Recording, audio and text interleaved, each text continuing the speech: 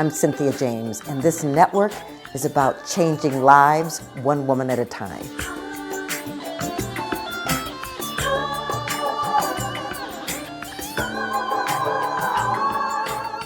Hello and welcome to Women Awakening. I'm your host, Cynthia James, and I'm so excited that every week I get to introduce you to another incredible woman. I really believe this is a time for women emerging on the planet to bring our gifts, our light, our power, and to support each other in thriving. So I'm grateful that I get to introduce you to people that inspire me, that are change makers, and I believe they're way showers. They're not exceptions. They're examples of what we can do to grow, heal, transform, and make a difference on this planet. Like I said, I do this every week. We're on all the platforms: Spotify, iTunes, iHeart, Spreaker, Amazon Video, on YouTube. Look for Women Awakening with Cynthia James. Also, you can go to my website, cynthiajames.net. There's lots of resources there. You can join my online community or sign up for my newsletter. My guest today is someone new to me. Brigitte Cutshall is a health advocate and a speaker who's passionate about encouraging others to lead their happiest, healthiest lives. After dealing with breast cancer twice and a rare primary brain tumor, her goal is to empower others not just to survive, but to thrive. Brigitte is the founder of Gemini Media, a creative enforcer, Real Things Living podcast host, and has authored several books. She brings 30 plus years of experience in the publishing and communications industry to help others share their stories and messages of hope. Brigitte enjoys staying active with her family, her dogs, and of course, running. Brigitte, welcome so much. So glad you're here. Thank you so much, Cynthia. I appreciate the opportunity. Well, I would like to start with how you grew up, just so that our audience gets to understand that most of us don't drop on the planet, No. with our purpose fulfilled. That's true. I am a Army brat, military brat. So I grew up around the military. I didn't appreciate it at the time because you have lots of changes. You know what I'm saying? You have to get used to that when you're in that environment, especially as a child. And actually, that has been a benefit as you become an adult. And I had an older brother, and he had to babysit me. I'm a Gen Xer, right? So we're free roamers and whatever back then. And, when the light comes on the street, come home. That's kind of how it was. And I also grew up with mom in the background. My mother's not an American, and she was born in Europe, or excuse me, Vietnam, and my grandfather's French. So long story short, she is half French and half Vietnamese, and she came here after she met an American soldier. And she was a great role model for me because she had a lot of obstacles, because she couldn't speak English in the beginning. And back then, after Vietnam, people were really mean to her because like, it's not her fault. And but I like that aspect because now I definitely was more empathetic to other people who were different. So I learned from that. And I did get in, thankfully, to my brother making me tougher. I did not take getting harassed by other people based on who my mother was. Right. And I always stood up, but I said it nicely. Right. I would, right. I think I'm the middle child, and that's part of it. The middle, some people say middle children are wild. I was not. I kept calm and just tried to make everybody consider me a little bit better because I had an older brother and a younger sister. So for some reason, I was, calmer in each situations, but then I reflected on that. I learned, I'm guilty of, responding improperly sometimes. Right. We're all guilty of that. But I really appreciate that background of all these changes and being around different people and being empathetic and understanding that we all are different and it's okay. And that's why I hate labels too. I'm sure that, hey, Yeah. I'm not a fan of being labeled. And Yeah. people asked me that when I was growing up, and they would say, "What are you?" And I would say, "I am a human." That's what I would respond because my mother, didn't speak. I mean, she has an accent, Hmm. but she was really smart, right? I think, and thank goodness for my stepfather. He told me that I could be anything I wanted. Doesn't matter that I'm a girl. And he got my mom to convince, I should say convinced her, but motivated her to get her master's and her PhD. So my mom, Wow. right. So she was a good role. I mean, but she was still, people are just in general, I think, I don't know why people are who are mean. They just, I think they have some kind of insecurity, maybe. Yeah, but you know what I think? I think part of what we're experiencing in the world with all this division Mhm. is because we don't honor the unique abilities Yes. and the uniqueness of other people, and we don't look at it as a gift. One of the reasons I love to travel is because I get to meet different people, different cultures, and um, learn that there's a lot of similarities and there's difference, and we can learn from each other. So I don't like labels either. So I love that you did that. Did you go to school for? Did you go to college? I did.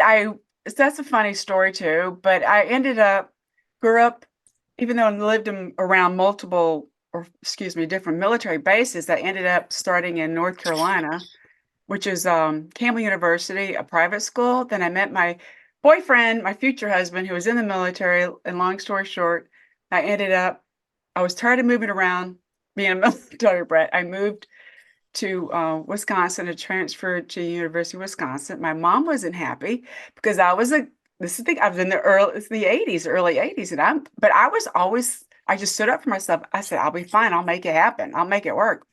And I found it, right? Because I joke that I'm a little stubborn, but I'm also kind. And I always stood up for myself. And so I ended up finding a job with a company that was a book printer that printed stuff for these big traditional publishers. And that's kind of how I got in the business. But back then, these companies would help pay for your school.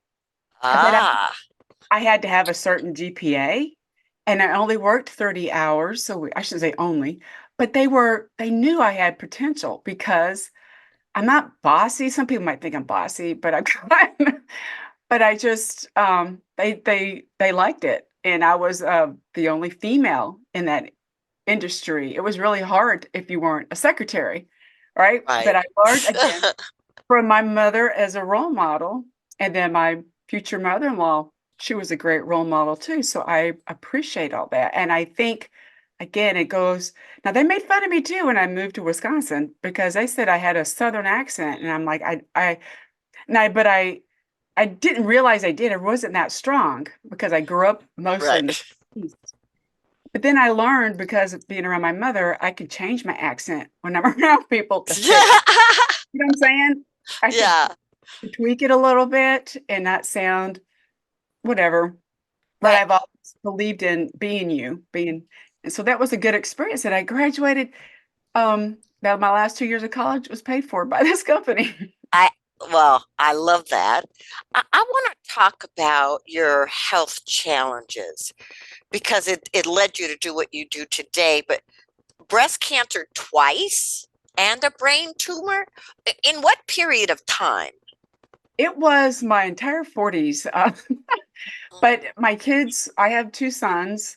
The whole thing started because, again, some people don't believe in intuition and listen to your body. I did. I wouldn't be here if I wasn't listening to my body. And it started with my OBGYN recommended an MRI as a baseline when I was 39, and which was standard, but she had breast cancer.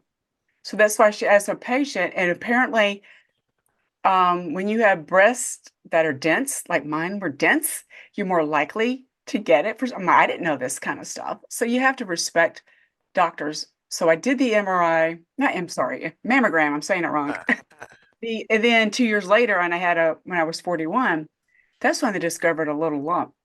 And I didn't know I had it. And that's why a lot of women are afraid to go get checkups, but I'm a believer. It's about finding it early, being preventative. And then we had to have, not we, Bridget had to have 2 surgeries to get clear margins and all that kind of stuff. And then they were testing my hormones too.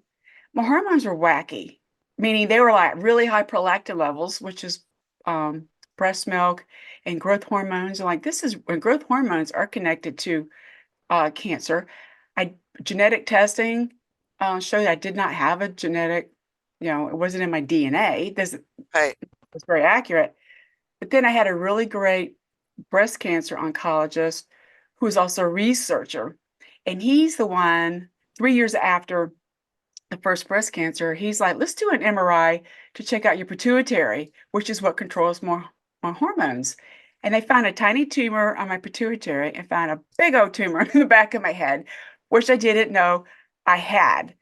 And that grew slowly, and Wow. that's why my body accommodated it. It grew slowly, but it was, we didn't know what to do because it was rare and where it's located. And so I saw 6 different specialists, and it turned out the type of tumor I have is called a vestibular schwannoma, which grows on your balance nerve. Uh-huh. They said that's usually that area is caused by radiation exposure. And it goes back to probably being a military brat. I was around military bases as a child. So I was exposed to radiation at some point. That's like my mother is fine. She was never had any issues. My brother had something too the same year, my brain tumor. Isn't that just weird? Wow. So, Yeah. and it was kind of in a way a blessing to have found that breast cancer because that's how we found the brain tumor. We were able to treat it. And, but then again, I couldn't get my hormones and I should say they still were wacky. And so I had to have my breast cancer came back because we couldn't control those hormones. I was on medicine and it made me too hyper, Cynthia. They knew I'm Mhm. like, and also one doctor just wanted to give me, I had weird pain sometimes. He wanted to give me pain pills. I said, no, I wanted to know what was going What on. was happening, not just cover up the pain. No, right. And so breast cancer came back again, aggressive. And it was in my breast tail, which is by your armpit. I didn't know that was such a thing. So again, being curious and listening and asking questions really helped me solve everybody involved. They were like calling me the zebra. So they ended up I had because it came back at 49, this breast cancer came back 8 years later. And it has a lot to do with my hormones being wacky. And I always did the right things. So it ended up because it was considered aggressive. I laugh about it now, double mastectomy on my 49th birthday. Mhm. But I'm like, I don't want to deal with this again. And Right. it was too close to my lymph nodes, that kind of scary Sure. stuff. And my sons knew, again, I've always been a runner. Then 2 weeks before that surgery, my sons who were 16 and 19 at the time, they ran a race with me because we didn't know when I could run again. So that was like just that kind of beautiful stuff like that. And then, Wow. right, so it turned out, as I keep asking questions, and the neurosurgeon that was following the brain tumor, I asked him, that's one of the reasons, what can we do about this? And he says, well, I said, would you do surgery if this was your wife? Because this was all going on at the same time. And Right. I Exactly. wouldn't do surgery if it was my wife because of paralysis I could have from the surgery. So I'm like, okay, great. And I just prayed a lot and I, ate really well. And it was my OBGYN who discovered the breast cancer to begin with. She recommended a tetanus booster shot a year after that last breast cancer because I have to get MRIs of the time of my brain.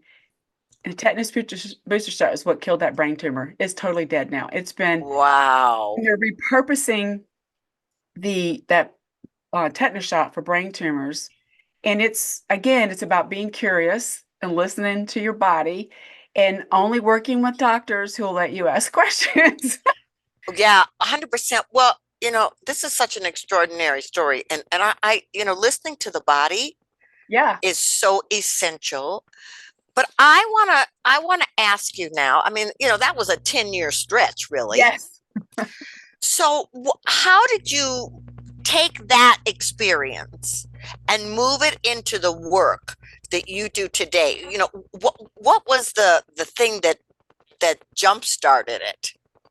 I think that last breast cancer, when it was very aggressive, and I had to have surgery and chemo and all that stuff, and I was bald, but I knew I had to do this. Again, my instincts that you've got to do this. And so many people were inspired by me with my positive attitude.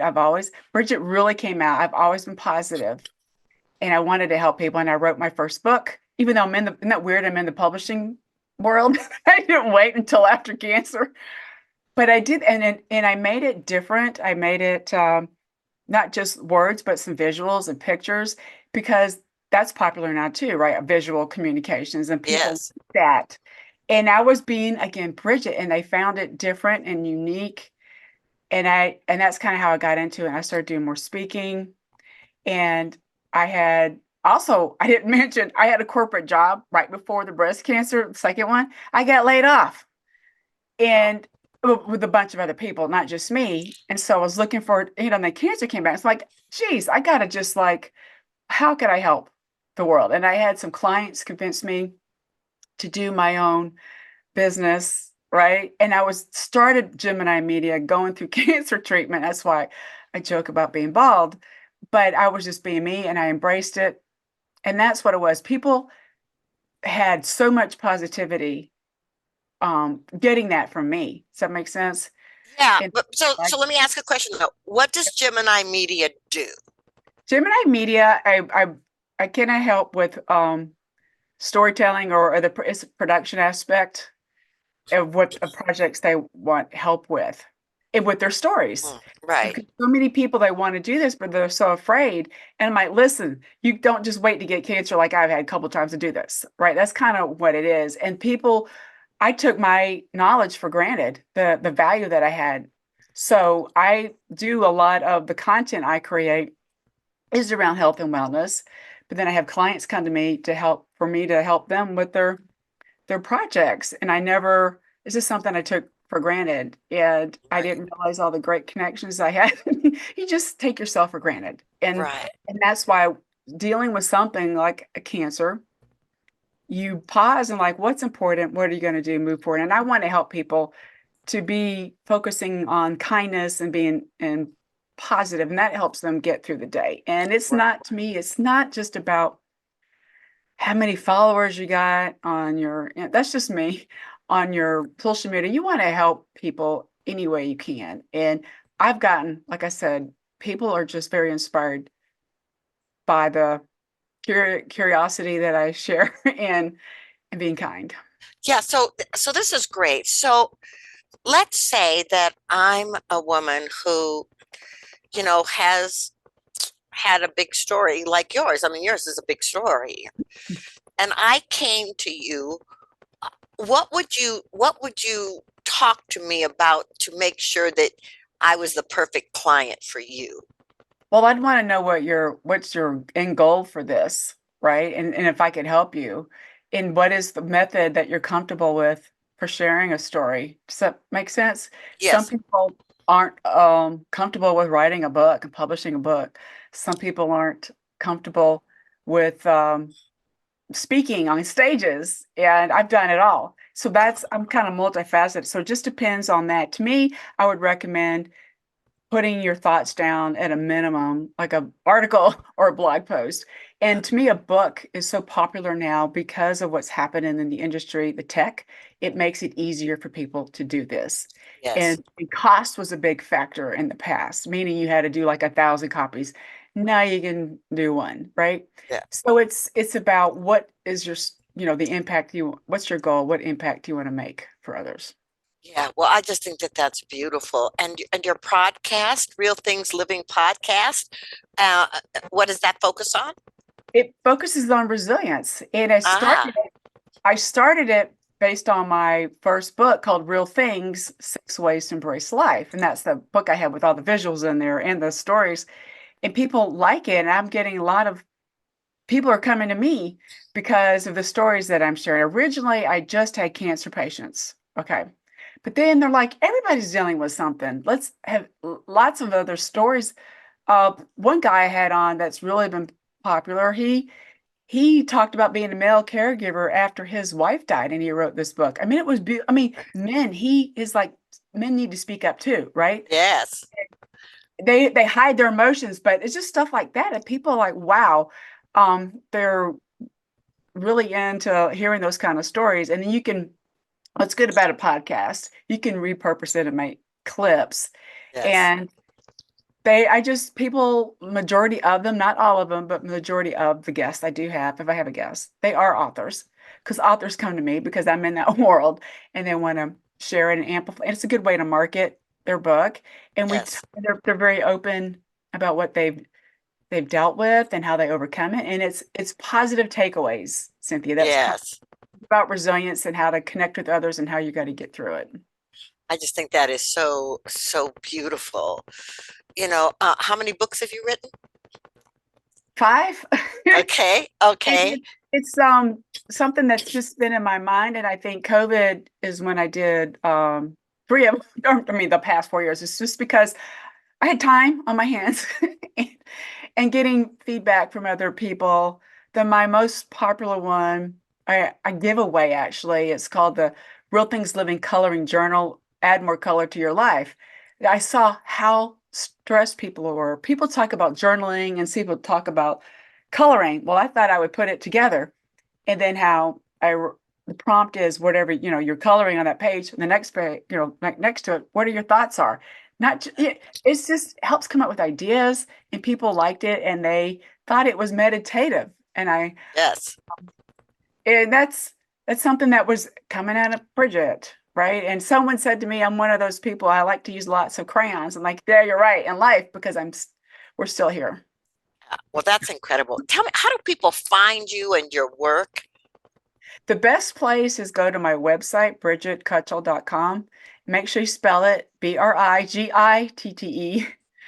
Cutshall, Cutshall.com. You can find me on Instagram with the same name and on LinkedIn for the same Okay. name. Instagram is more for fun pictures, but yeah, it's kind of that's what I do. But LinkedIn is really cool. I like that environment too. That's beautiful. So, this show, I ask the same last question of every person on my show. This show is called Women Awakening.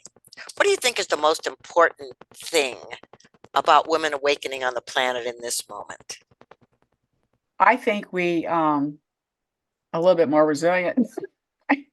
We are because we have to take the burden of just if we have children, birthing them, and I mean men are important too, but we have to stand up and be resilient and be a good role model. That's kind of what it is. And I so grateful I had good two role models, my mother and my mother-in-law. And I think we're just innately, we are more intuitive, which helps us. Um, some people think is woozy, but is that the right word? But I don't think it is. I think it's embrace who you are. And some people can need help. And one thing that women trying to do though is we try to do too much by ourselves. So don't be afraid for ask for help. That's again, you learn that from resilience. After being knocked down, you'll find a way how to get back up. Someone's gonna help you lift you up. Well, that is so beautiful. Well, Bridget, I'm so grateful that you're here. I'm so grateful that you're doing this work on the planet. And thank you so much for being a guest. I really appreciate it, Cynthia. And I love what you're doing too to help women, empower women. Thank you. Okay, ladies, I close this show the same way with different words. One of the things I loved about what Bridget said was, you know, don't let anybody label you. Don't let anybody put you in a box. You came here as an original imprint, an authentic expression of the universe. And the gifts and the things that can come through you are powerful. No matter what obstacles you have to come through, you do mm, you do hold a space of resilience. and you came here to thrive. Thank you so much for being here. I love you, and I look forward to seeing you on the next show. Many blessings.